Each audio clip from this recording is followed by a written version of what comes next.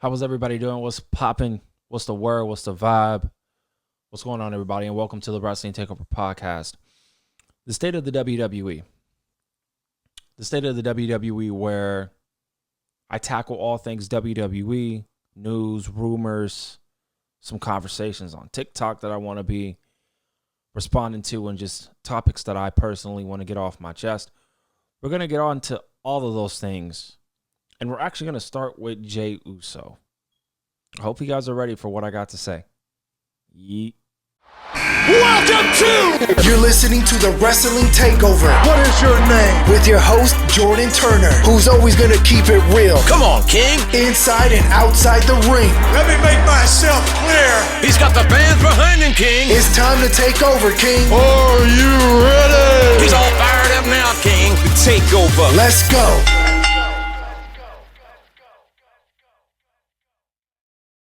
Yo, what's the word, everybody? What's popping? Welcome back to another edition of the Wrestling Takeover Podcast, the most creative and honest podcast in the wrestling space. Y'all know what it is. Y'all know the vibes, man.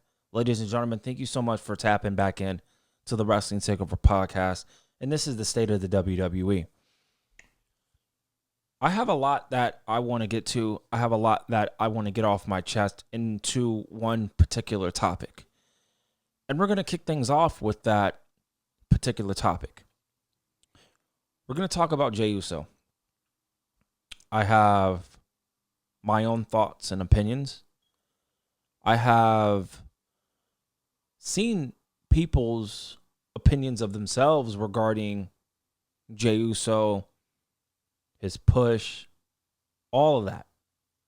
I'm going to detail it all. I'm going to give you guys my opinion on Jey Uso. And I want everybody to take away from this specific topic to note that I am a fan of Jey Uso. I just selfishly missed his tag team run with his brother. And in the singles ranks, I'll just give you guys my opinion on it right now before I respond to what a lot of people have to say about it. I'm one person. I know a lot of people are not going to agree with what I personally have to say, and that's totally fine. Some people will actually agree with what I have to say. But I don't take personal jabs at pro wrestlers. That's not me. That's not how I'm wired. That's not what I do. I don't do business like that. I don't conduct business like that. But my opinions are based on what I see on television and how I feel about you on television. Jey Uso, to me, is a tag team wrestler. Jey Uso is not a main event player. And I know people go out, and I'm guilty of it too. You can make anybody into a superstar and give them an opportunity, give them a push. Let's see what's popping with it. You feel me? True. But there's always a but. Jey Uso, to me, just did not connect in a way for me as a viewer of immediately going into the singles ranks and challenging for championships. I'm gonna keep it a stat with y'all. I'm gonna keep it real with y'all. You feel me? I still can't get over the win he had against Gunther at WrestleMania. To me, that's not believable. I'm gonna say it now. That's not believable to me. Him tapping Gunther out was a joke, in my personal opinion. I was happy Shuddy got the world title. That's cool. God bless him. That's great. Right? But we all know he can't hang with Gunther. He can't. And he gets blown up a lot in his matches.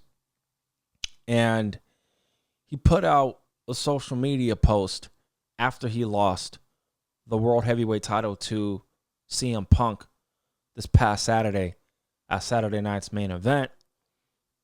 Jey Uso put the middle finger emoji. And I'm going to be real. This whole experience regarding Jey Uso, it's been getting to him. It's been getting to him emotionally, physically. And I don't want anybody to feel down. I don't want anybody to feel like, things are getting to their head, but we're all human. We're all human. We all have feelings, right? And these are professional wrestlers at the end of the day. Yes, but they're human beings too. They have feelings, right?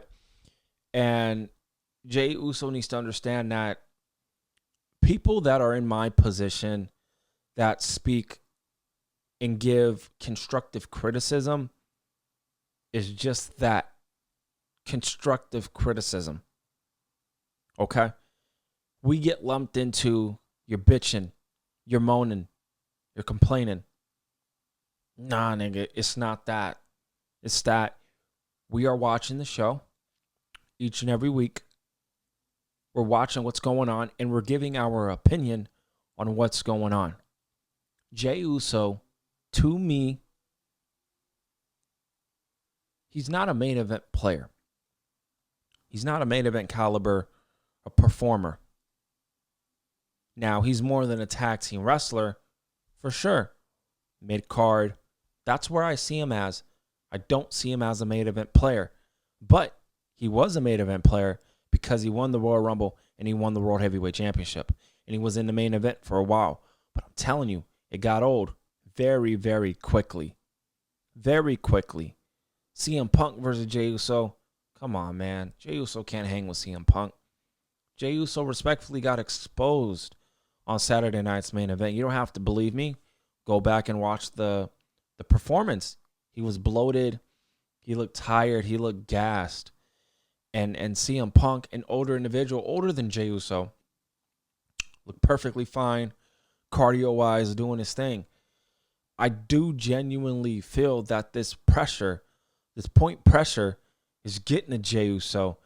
And, you know, people in WWE, I'm going to play the clip, you know, later on, but people in WWE were even kind of tentative about it. Like, hey, yo, I don't know if this is a good idea, but let's see what the kids got. You feel me? And, you know, Jey Uso did his thing, and that's cool. But being a main event player, I don't see it. I never seen it. I will never see it. And that's just how I genuinely feel about it. It's just something that I can't see it. And I hope, you know, people don't, you know, become upset with what I'm trying to say and get mad with what I'm saying. But it's just genuinely how I feel. And knowing that I'm not alone. Now, I'm not proud of it or nothing. I don't care about that. But to know that people are feeling the same way that I'm feeling, giving constructive criticism to Jey Uso. I'm not alone on that. Now, we're going to play the first clip. Some person on TikTok, shout out to Jay Knows Wrestling, he's going to give his opinion and his perspective, his expertise regarding Jey Uso, and I'm here to respond to it. So let's check this out. After Saturday night's main event, Jey Uso posted this on his Instagram. Y'all win. I've been down with Jey Uso since day one. That day one-ish. When you see... And you know, the funny thing is, I've been down with Jey Uso too. Day one-ish with the Usos. Uso Penitentiary. My nigga, if you know, you know. Straight up. I've been with that shit. You know? But this is some real talk. This is some real educational talk. Jey Uso was not working as a singles competitor. He was not. I'm here to speak my mind. I'm here to give you guys my perspective. You have many people who I would say are a little tentative and maybe are afraid to give their constructive criticism. And that's okay. That's fine. If you want to be in the shadows, that's cool. But I'm going to be in the open. I'm going to keep it respectful. I'm going to keep it I'm going to keep it peaceful. But I'm always going to give my opinion. Rather you agree or disagree, it's all good. It's all part of the game. But I'm going to always give my opinion. And the reality of the situation is more people are feeling the same way that I'm feeling than the others. And that's okay. People, and again, wrestling is based on what you like. Exactly. It's based on what you like. And I didn't like Jey Uso being in the main event scene. I didn't see it. I didn't buy into it. It wasn't believable to me. I mean, I seen it because it happened. But the believability, it just wasn't there to me. But when the criticism is loud enough for wrestlers to feel it, and you can kind of see it in their work, that's what I felt at Saturday Night. And I want to comment on that. You felt it, like I said previously. You felt it. You seen it when you were watching the match. You kind of been feeling this whole vibe of people slowly turning on Jey Uso. And you have people who are, there's different categories, and I'm going to explain it. You have those who were rocking with Jey Uso, but aren't rocking with him anymore. Maybe because his promos are boring. His in-ring ability is lacking. He's not telling stories. He wrestles the same way, nothing different. But everybody wrestles the same. So that's not an excuse. And then you got people who, were very skeptical of Jey Uso even winning the title in the first place. But they started changing their tune. And they started to be about Yeet. And they started to be on his side. But then as the months ran on and went on and went on, they started to realize, this guy's not it. He's not a main event caliber performer. And then you got people that are like me, never believed in Jey Uso as a main event player. Singles wrestler, that's totally fine. But I'm talking specifically main event player. I never bought into it. I never did. I was happy he won the world title. Bless his heart. That's cool. But I still never believed you. Especially when he tapped out Gunther.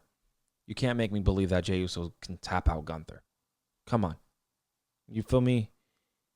This is the man that Jey Uso's been consistently losing to Gunther. And then the one time he beats him, he taps him out. Like, if he pinned Gunther, that's fine. Pinning somebody, I ain't tripping on that. But you tapped out Gunther. Come on, yo. That's not believable to me. Let's continue. Main event when I was watching his match with CM Punk. And I think the criticism finally got to him. I think he's finally realized that he's not going to be able to get everyone behind him. And again, it's wrestling. You're going to like who you like. But the fact that Jey Uso tried his hardest, he put in the work, he put in the effort, he put in the time. And I don't want people, and see, this is where I'm going to I'm just being real with you guys, okay? I don't want people using that as a crutch. He's putting in the effort. He's putting in the time. He's putting in the preparation. Yo, my nigga, respectfully, everybody puts in the time. Everybody puts in the preparation to win the women's championship, to win the WWE championship, to win the World Heavyweight Championship. They put in the preparation. They put in the time. Everybody does that. It's not just Jey Uso. So I feel personally that is a cop-out to me to try to gain sympathy for Jey Uso. That's how I genuinely feel. I feel like it's more of a cop-out than anything. That's just me personally. Everybody, can feel differently and feel how they want to feel, and that's fine. But me personally, that's just how I feel about it. And I think that I honestly do think, and I do believe, I genuinely believe that Jey Uso is going to be fine. He's going to be okay. But him being in, the main event, I just don't buy it. I just don't buy it, man. And I'm not alone on that. And I just want that to be abundantly clear, that I'm not alone on that. And there are people who are giving their own opinion, regarding this situation. And I'm a fan of Jey Uso. I do love Jey Uso. I want the world for him. But in the main event scene, I just don't believe in. Let's continue with the video. When he became a single star and everything that was going on with Roman Reigns, and everybody wanted for him to break away from Roman Reigns, and when it finally happened, everybody was on his side. He was a rising star. And after every opportunity, World Heavyweight Championship against Seth Rollins, Intercontinental Championship against Gunther, World Heavyweight Championship against Damian Priest, King of the Ring, he lost all those. I'm going to stop with the video. Because I feel like I'm going too long. The constant losing is what got a lot of people up in arms about it and pretty just confused, and using the political pull of Jey Uso constantly getting opportunities after opportunities after opportunities because of where he comes from. And I'm sorry to tell you, that is part of it as well. I know nobody might not want to hear that. For those who are Jey Uso fans, and maybe some in WWE, but that does play a part as to why Jey Uso constantly kept getting opportunities, man. Yes, he worked hard. Yes, he's very popular with the fan base. I understand that. But another reason why he kept getting opportunities, the bloodline, the family, Samoan dynasty. Let's please be honest about this whole Jey Uso situation. Now, I want to respond to something that I seen on Twitter. It was a video of Triple H and creative and management, giving their thoughts and 2 cents on Jey Uso. So let's play the clip. After your entrance, it can all go away in the blink of an eye because you get complacent. You can't be weak. I'm going to be completely transparent. I don't know this man. I don't. All I'm doing, and I'm going to repeat it, man, because I just don't want anybody misconstruing what I'm saying. I'm as real as it gets. Okay? From what I've seen, and I know this specific topic has been going on and on here, and I'll move on eventually, but I just really want to give my feelings out there. This has been the bunch of the video here. It's talking about this Jey Uso situation. The reality is, from what I seen, Jey Uso got complacent. From what I see, Jey Uso, he got complacent and he froze under pressure. The limelight, the attention, right? Maybe all this hype and buzz got to his head, or it got to him in a negative way where he can't handle it. I don't know, but from what I see, that's my feelings on it. And a lot of people, I seen this quote. This isn't just me making it up either, folks. People within WWE have said this themselves. So everything I'm saying regarding Jey Uso, ladies and gentlemen, a lot of people in WWE, as you're going to hear continuously here, they have brought this up. So it's not just a me thing. This is some real shit. Like I said, y'all want the real talk, man. Y'all want the real truth. Y'all want someone who is going to be real with you guys. No pussyfooting around, none of that stuff.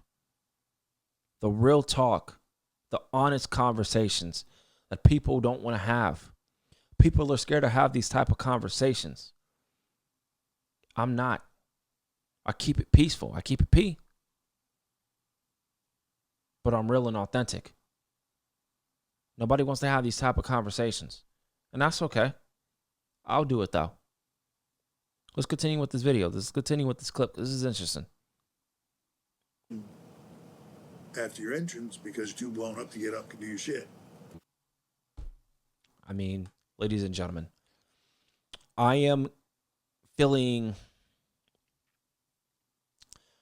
sad because this is what I was just saying this stuff. And he's talking about Jey Uso. Triple H is talking about Jey Uso. You see it. You feel it when you're watching. Like I said, if y'all want the real shit, if y'all want the real in-depth conversation, deep dive conversation, someone's going to keep it real with y'all. This is the Wrestling Takeover Podcast, bro. We don't bullshit around. Triple H literally just said this about Jey Uso. And I literally have been on a monologue right now talking about it. Because people are seeing, hey man, he's blown up. This is Bruce Pritchard talking about this. They look at social media. They listen. They see it. You see it. You see that he missed a dive. All right? Yeah, I guess. All right. They're trying. They're trying, man. They're trying. You know, and they kept trying. They kept pushing him. They kept giving him opportunities. I just feel like the limelight got to him. I feel like the pressure. You know, pressure breaks pipes in this game. The pressure broke that pipe with Jey Uso. It broke him. Get that wind up, baby. We're seeing during this that the pressure's been getting to Jay. That's Michael Hayes. He's getting into him. Listen, I don't work in the business. I would love to work for WWE. I would love to be a writer for WWE, man. I really would. But I'm not in the business. I've been saying this since day one.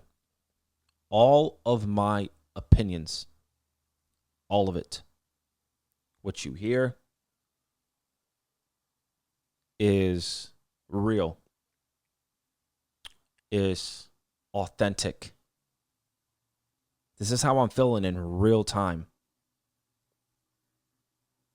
Michael Hayes literally just said what we've all been saying.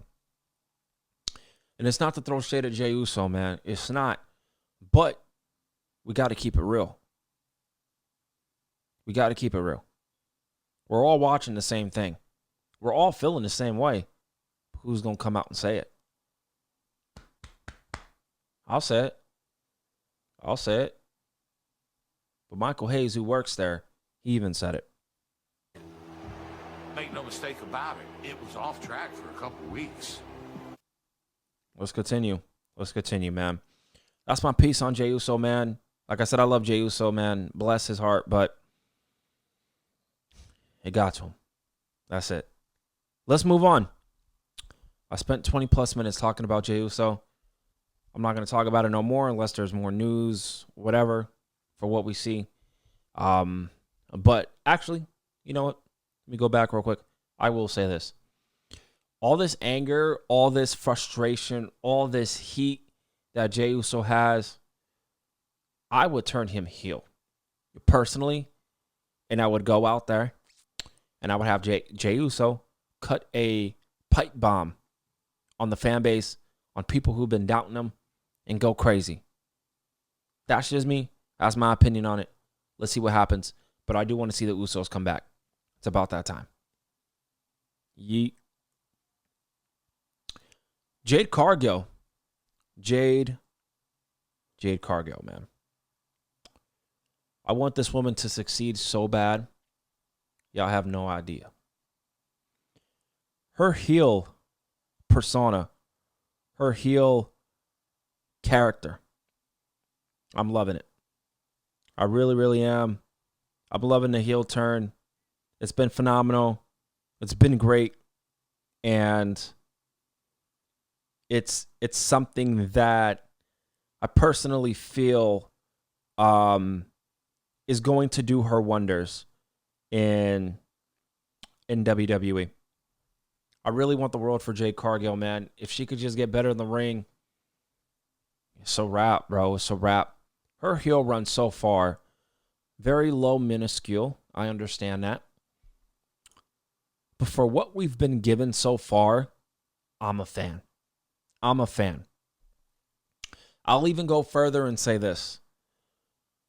And I tweeted it out. If you guys want to go follow me on Twitter, it's at JT Takeover on Twitter. Give me a follow there. Also, give me a follow on Instagram at the Wrestling Takeover. I appreciate all the support. Jade Cargill.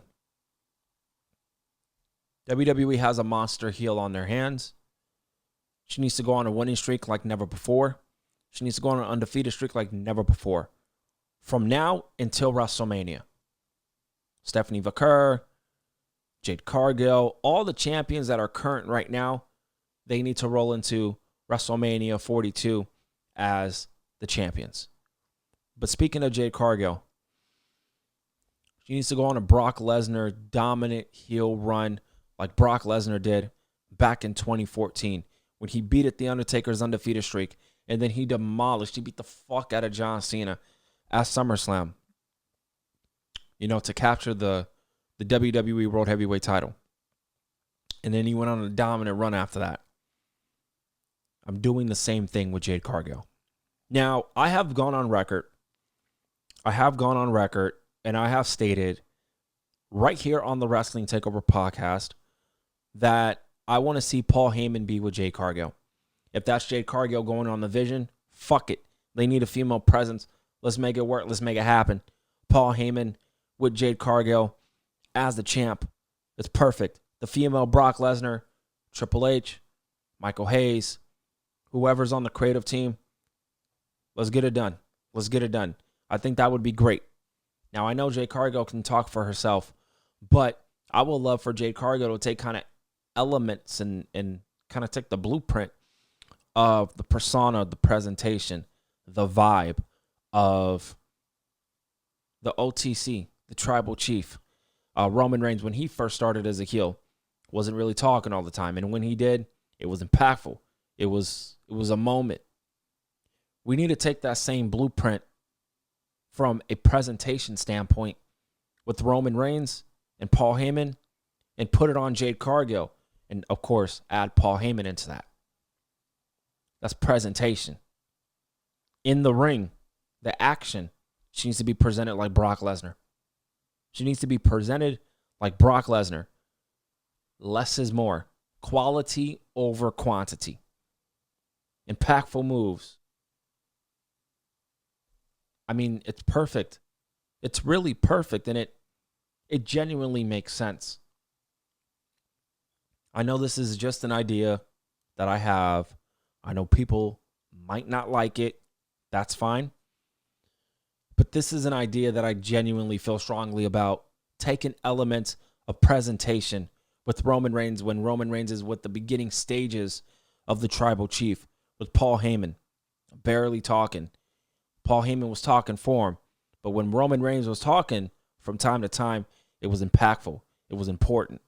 Take that blueprint with Roman Reigns and Paul Heyman and add that with Paul Heyman and Jade Cargill. That's presentation. In the ring, Brock Lesnar. It's perfect. It's perfect. And that is the formula. That's the pressure that's going to break pipes. That is the Jade Cargill that we need. If people out here, she can't talk on the microphone. I don't know what the fuck y'all niggas is looking at. Jade Cargill can talk on the mic.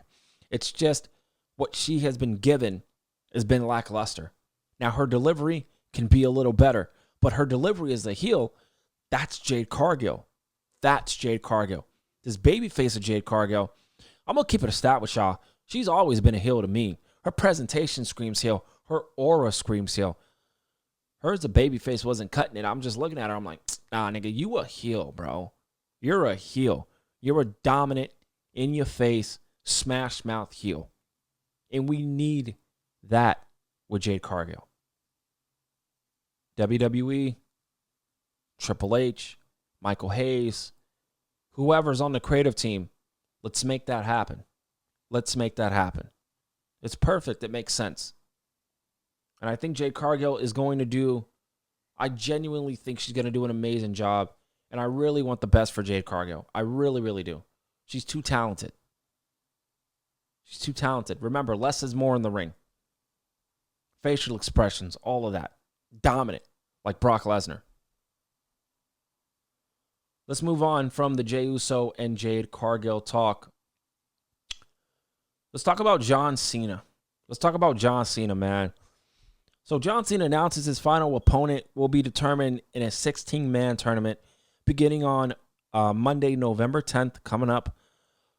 Competitors from Raw, SmackDown, NXT, and even people who don't work here, quote-unquote, in WWE, will be involved. The tournament is called the Last Time Is Now Tournament with John Cena.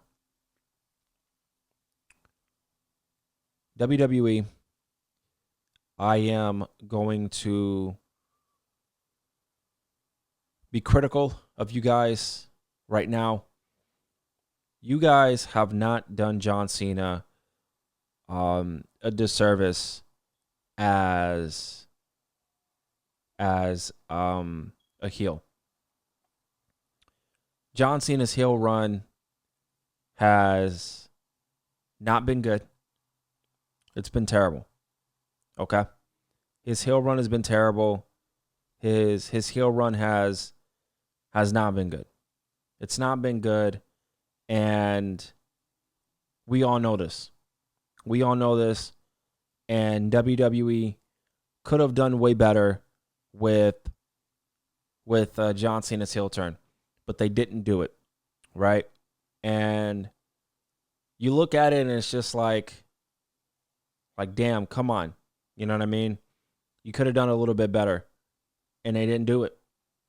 Talked about they had a plan this, they had a plan that. You know, they didn't have a plan. They didn't have a plan. And the plan, I mean, it failed. It failed as a heel. And it really disappointed me because John Cena should have done more, you know, as a heel. He really should have done more. And he didn't.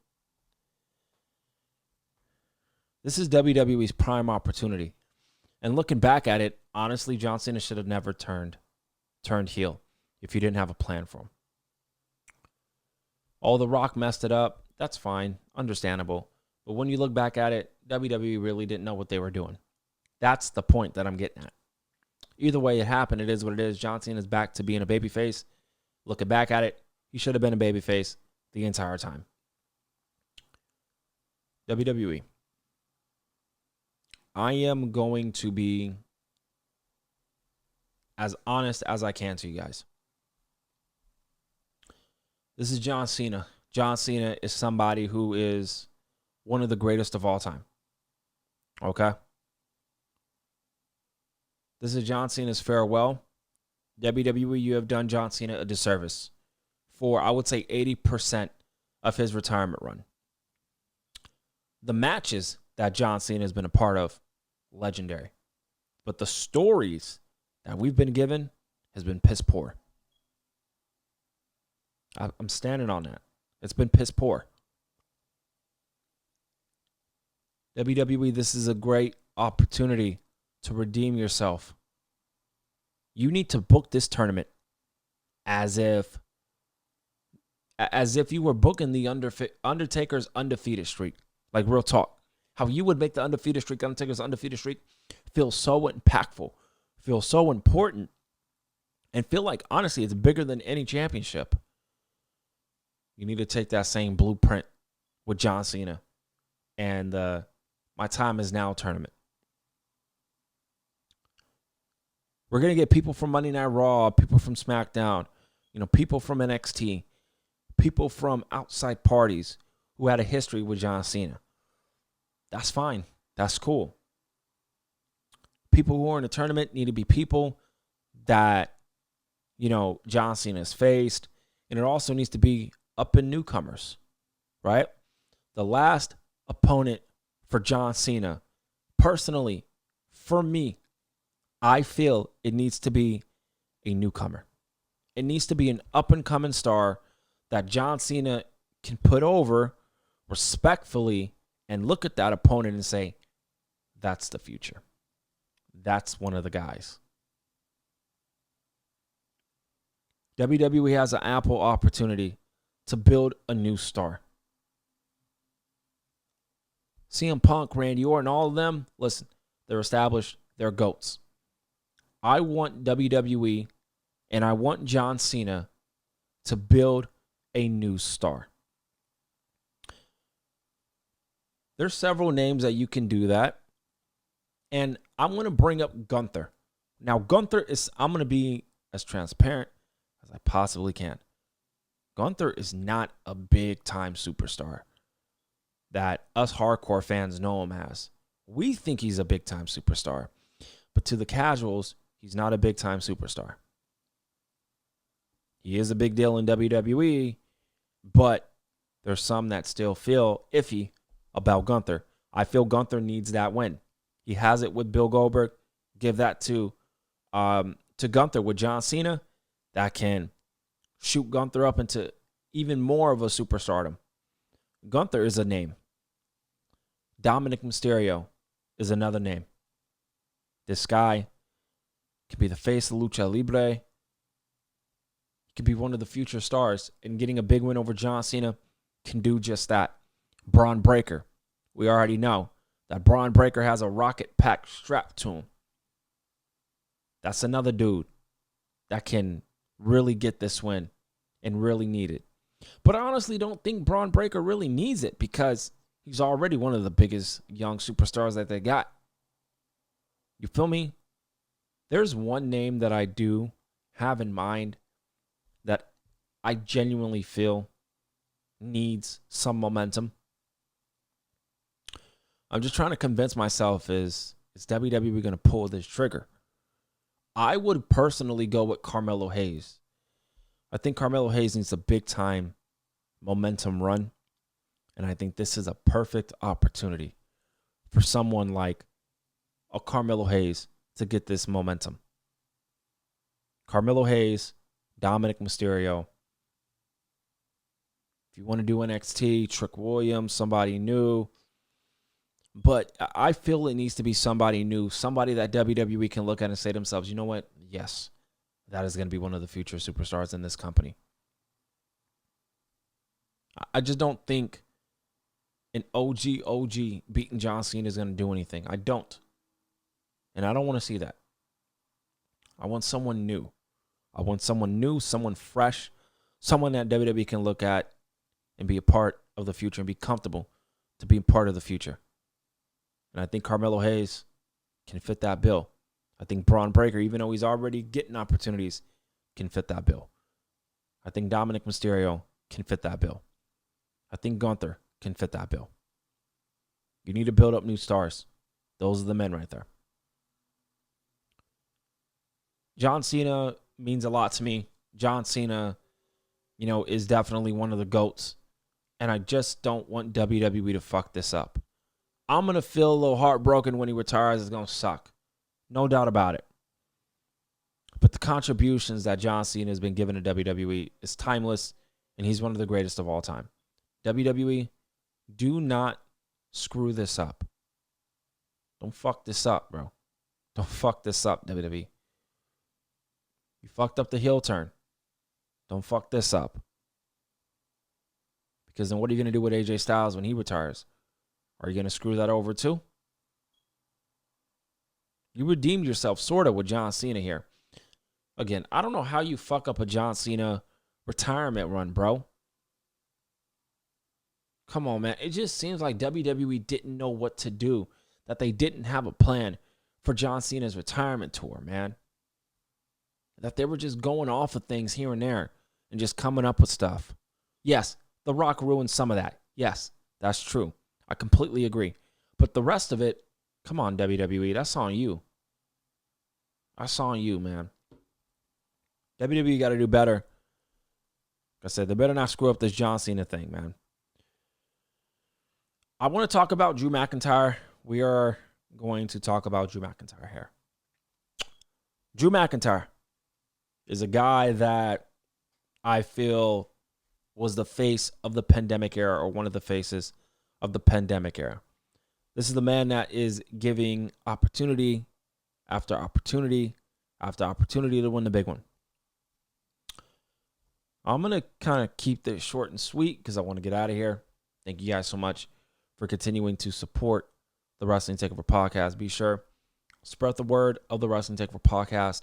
Please, I would appreciate it. Word of mouth goes a long way. Turn on all notifications on YouTube. Subscribe to the YouTube channel, youtube.com/JTTakeover. Subscribe to the channel. Comment down below. I would really appreciate it. Drew McIntyre. Drew McIntyre is a man that, like I said, has been given opportunity after opportunity after opportunity. The reality of the situation is, ladies and gentlemen, WWE does not trust Drew McIntyre. Ladies and gentlemen, WWE does not have faith in Drew McIntyre. They do not believe that Drew McIntyre is the face of WWE. I don't know what Drew McIntyre needs to do. I genuinely feel bad for the dude, but there's something in the air. They like Drew McIntyre, but they don't want to put him as one of the faces of WWE, and I think that's criminal. I think that sucks. And he's been busting his ass. I mean, everybody's been busting their ass, but, Drew McIntyre specifically, man, he needs to win a world championship, sooner rather than later once again. He needs to win it once again, and he needs to go on a run. But from what I see, I don't know if WWE trusts Drew McIntyre and want to really pick him as one of the faces of WWE. I think Drew McIntyre is going to be fine, but just what we've seen so far, Drew McIntyre definitely deserves better, no doubt. I just feel like he's just left with the crumbs. Same with LA Knight, same with Finn Balor. These guys deserve better. Carmelo Hayes, WWE has favorites. WWE has their favorites, and that's what I want people to understand. Drew McIntyre, Finn Balor, Carmelo Hayes, LA Knight, they're not their favorites. And it's a tough situation to swallow. As fans of all four of them. But, it is what it is. But I appreciate y'all supporting me. Thank you guys so much for the continued love and support. And listen, I'll see you guys for a brand new video of the Wrestling Takeover Podcast. Thank you so much.